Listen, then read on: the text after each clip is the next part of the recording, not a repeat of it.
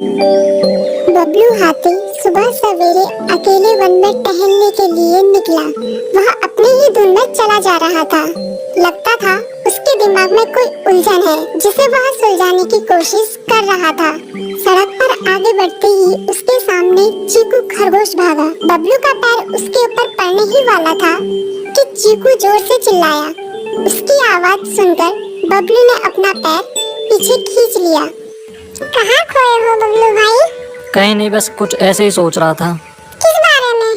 तुम जानकर क्या करोगे? शायद मैं तुम्हारी कुछ मदद कर सकूं। तुम तो जानते हो आजकल वन में कितनी चोरियां हो रही हैं, पर चोर का कोई अता पता ही नहीं है। इस बात को लेकर वन के सारे प्राणी चिंतित थे। वे वहाँ खुद को सुरक्षित महसूस नहीं कर रहे थे।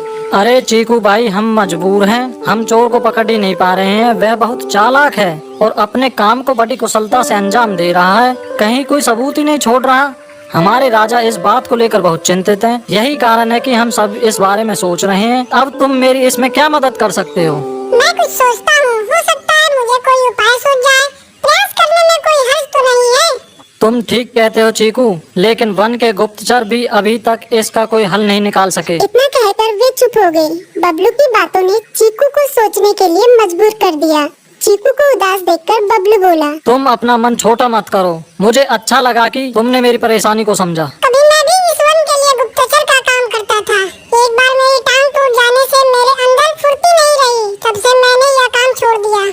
चीकू, तुम चाहो तो यह काम दोबारा कर सकते हो। वन के प्राणी ज्यादातर दिन में भोजन की तलाश करते हैं, वे रात को आराम करते हैं। तुम दिन रात दोनों में ही भोजन की तलाश में निकल सकते हो सकता है रात को तुम्हें कुछ ऐसी बातों का पता चल जाए जो हमारे काम की हो।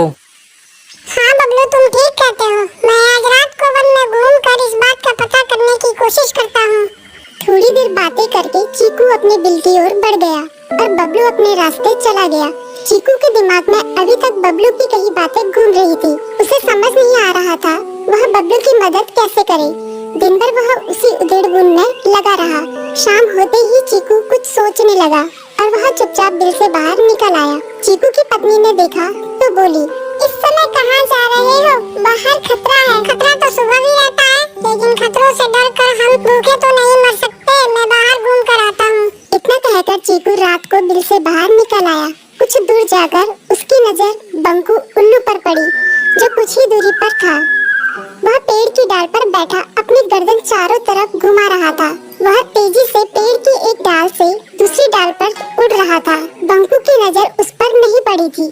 कुछ सोचकर चीकू पेड़ के पीछे से बाहर निकलकर थोड़ी खुली जगह पर आ गया और वहाँ से बंकू उल्लू को देखने लगा। बंकू ने चीकू को अंधेरे में भी देख लिया, पर उसने उसमें कोई उत्सुकता नहीं दिखाई और अपनी गर्दन चारों ओर घुमाता रहा। चीकू बड़ी देर तक बंकू की हरकतों पर नजर रखे रहा। वह थोड़ी देर तक खुले मैदान में खड़ा रहा, पर बंकू ने उसे देखकर भी अनदेखा कर दिया। उसने महसूस किया कि बंकू के आसपास चमकू चमगादड़ भी मंडरा रहा था। कुछ देर वन में घूमने के बाद चीकू अपने बिल में लौट आया और सुबह होने का इंतजार करने लगा। अगली सुबह बबलू उसी रास्ते में जा रहा था। रास्ते में चीकू उसका इंतजार कर रहा था। आज बड़ी जल्दी आ गए बबलू। हाँ, आजकल मुझे चिंता की वजह से नींद नहीं आती। कोई नई खबर है क्या? यकीन से तो मैं नहीं कह सकता, पर मैं तुम्हें ऐसे प्राणी का नाम बता सकता हूँ जो शायद चोरों की मदद कर रहा है। कौन है वो? बंकू उल्लू। इतना कहकर चीकू ने रात की घटना उसे ज्यों की त्यों सुना दी। इसे सुनकर बबलू का माथा ठनका। बबलू की आंखें चौंधिया गई। तुम ठीक कह रहे हो। मुझे आज रात बंकू और चमकू पर नजर रखनी होगी। इतना कहकर वे दोनों अपने अपने रास्ते चले गए। बबलू रात को अपने साथियों के साथ बंकू पर नजर गड़ाए रहा। उसकी संदिग्ध गतिविधियों को देखकर बबलू ने उसे उसके साथियों चंकी और संकी लोमड़ के साथ पकड़ लिया। बबलू ने सख्ती से पूछताछ करनी शुरू कर दी। तुम इस समय बंकू चमकू के साथ क्या कर रहे हो? हम चार दोस्त हैं, इसलिए साथ बैठकर बातें कर रहे हैं। चमगादड़ और उल्लू की दोस्ती तो समझ में आती है, पर लोमड़ के साथ दोस्ती कैसे हो सकती है? सख्ती से पूछने पर दोनों ने अपना जुर्म कबूल कर लिया और सभी चोरियों के बारे में बताया जो उन्होंने कुछ दिन पहले वन में की थी। बबलू ने उनके चोरी का सारा सामान भी बरामद कर लिया। बंकू और चमकू को अभी तक समझ में नहीं आ रहा था कि वो इतनी आसानी से कैसे पकड़ में आ गए।